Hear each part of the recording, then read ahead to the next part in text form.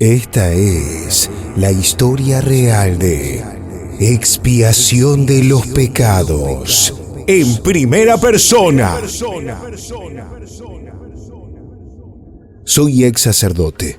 Nací y ejercí mi vocación en la provincia de Córdoba. Lo que ahora voy a contar es la razón por la que dejé los hábitos. No quiero dar mi nombre porque mi familia no sabe nada de esto. Yo a ellos les dije que me había enamorado y por eso colgué la sotana, pero es verdad cuando digo que la mentira no fue el peor de mis pecados. Pasó hace muchos años. Llevaba yo ejerciendo ya casi 2 décadas de fervorosa labor sacerdotal. No me quiero hacer el agrandado ni nada por el estilo, pero en el pueblo yo era famoso por mis confesiones. A veces los que venían del otro lado pensaban que había un famoso en la iglesia, debido a la cola que podía llegar hasta la vereda. Es que siempre tuve el don de hablar con la gente. Creo yo que un sacerdote no debe ser un inquisidor. No importaba lo que me contasen, yo siempre tenía un consejo que darles. Una tarde, yo había terminado una reunión dentro de la iglesia. Estaba acomodando todo para cerrar el templo. Cuando volvía de cerrar con llave la sacristía, vi que había un tipo sentado en los bancos de atrás. De entrada me di cuenta que no lo conocía del pueblo. Tenía una camisa blanca, pelo gris y bigotes. Me acerqué a esa persona. Tenía aspecto triste y el semblante de una persona de más de 70 años. Le pregunté si quería una confesión. Haciendo un gesto con la cabeza me indicó que sí. Le señalé el camino al confesionario. Entramos. Varios segundos aquel hombre se mantuvo en silencio. Respiraba agitadamente. Rompí el hielo preguntándole si era del pueblo.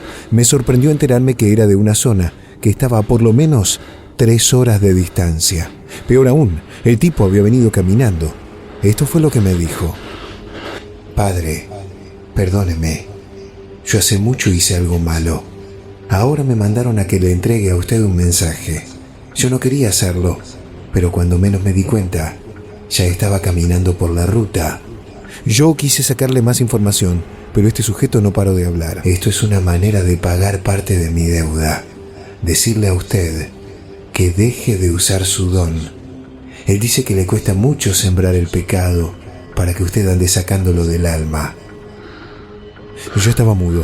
El tipo comenzó a llorar. Abrió la puerta del confesionario y se fue corriendo. Yo salí tras él. Llegué hasta la calle en el momento exacto para ver cómo el tipo, totalmente fuera de sí, cruzaba la calle sin mirar. Una camioneta lo levantó como a un muñeco de trapo. Murió en el acto. A veces quiero creer que todo lo que vino después es una pesadilla, pero no lo fue. Al principio no tuve miedo, seguí realizando mis confesiones como siempre, pero el diablo comenzó a provocarme. Primero comencé a ver cosas durante la misa.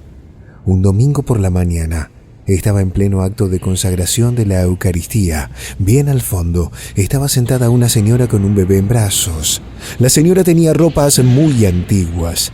La criatura comenzó a moverse como si fuese a despertar. Con horror vi cómo la criatura giraba su cabeza en 180 grados y sonreía diabólicamente. Me concentré en la hostia. Cuando volví a mirar, ya no estaban. Esto que sigue puede parecer gracioso, pero para mí no lo fue. Nuevamente yo estaba en la consagración cuando vi algo. Parada cerca de uno de los ventanales a la izquierda, vi a una santa, pero no era una estatua. Se movía. Me sonrió sacando la lengua, corrió su túnica y enseñó su busto. En esas y otras ocasiones yo me mantuve firme, pero el diablo juega sucio. Una noche volvía de una reunión. Estaba a pocas cuadras de mi casa cuando escuché ladridos. 3 perros negros comenzaron a perseguirme. Tenían una velocidad sobrenatural. Pude sentir el aliento apodrido de sus fauces. Corrí, llegué a casa y cerré la puerta. Los canes diabólicos arañaban mi puerta y ladraban furiosos. Me puse de rodillas y comencé a rezar hasta que se fueron. La noche siguiente fui por la misma ruta y de lejos volví a ver a los perros. Estaban parados esperándome. Creo que el error que terminé pagando fue por tener miedo. No confié en Dios. Fui por otro camino, uno que la gente de noche no frecuenta, pero yo conocía a todos en el barrio. No creí que fuese a pasarme nada. Al rato escuché pasos detrás de mí. Giré la cabeza. 3 chicos con capucha me seguían acelerando el paso. Pronto me rodearon. Eran niños, pero con semblantes repulsivamente diabólicos, caras arrugadas como de anciano y dientes torcidos. Uno de ellos me acercó un cuchillo a la panza y habló. Fue advertido usted, padrecito querido. Ahora es momento de pagar las consecuencias. Yo estaba pensando cómo patear el cuchillo y huir de la escena. No vi que otro de aquellos engendros se había agachado cerca de mi mano, hasta que fue demasiado tarde. Sentí dientes afilados clavarse en mi muñeca. Grité y me hice a un lado. Los niños diabólicos se fueron corriendo entre risotadas. Al día siguiente tuve que decir en la iglesia que el vendaje de mi mano era por haberme quemado con agua caliente. Los días pasaron. Seguí realizando mis confesiones. Pensé que todo iba a llegar hasta ese punto, pero faltaba lo peor. Una tarde un hombre vino a confesarme que tenía el mal comportamiento de ir con trabajadoras sexuales. Era un hombre de familia. Me contó que se iba lejos, se disfrazaba para no ser reconocido. Yo le hice la confesión. Un rato más tarde me fui a mi casa. Me sentía realmente agotado. Al llegar a mi cama me quedé profundamente dormido.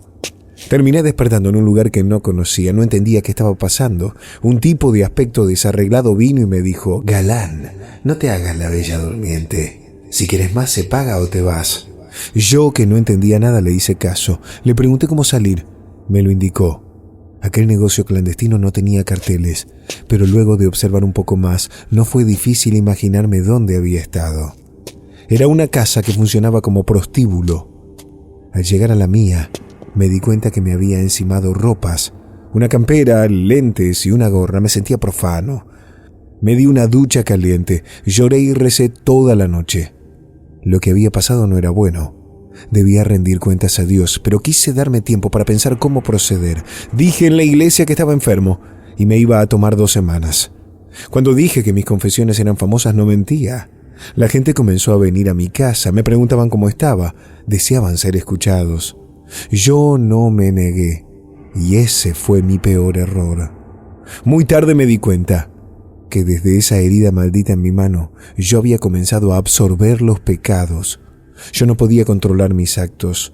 Una señora me confesó que robó. A las pocas horas, no sé cómo, llegaron las limosnas de la iglesia a mi casa. Otro me confesó que, siendo parte de un culto, había profanado imágenes. Me desperté una mañana y vi que había tirado a la basura hostias consagradas que tenía en mi casa. También había roto crucifijos y otras imágenes. No quiero enumerar todas las barbaridades que hice durante una semana. Lo más trágico fue cuando me desperté en la casilla de un indigente, en el momento exacto, con mis manos alrededor de su cuello ya roto. No sé quién me confesó asesinato. No lo recuerdo sinceramente. Poco después, dejé una carta con mi renuncia en la iglesia y me esfumé. Me fui de ciudad en ciudad y comencé a vagar por las calles. Soy sacerdote, pero no el de la historia anterior. Eso me lo contó un señor de la calle que un día vino a confesarse. Tenía barba hasta el estómago y mucha desidia encima. Yo le hice la confesión, pero no me estaba creyendo su historia. Recién cuando vi al tipo salir, me di cuenta que le faltaba una mano. Lo dejé ir sin preguntarle nada. Puede que él mismo se haya cortado aquella mano con la herida diabólica que maldijo su alma. Quizás sea la historia de un loco más, o puede que haya sido el mismo demonio que se me presentó para darme dudas sobre mi Señor. Pero si esto llegase a ser cierto, este pobre hombre cayó ante la tentación maligna, fue castigado por Dios.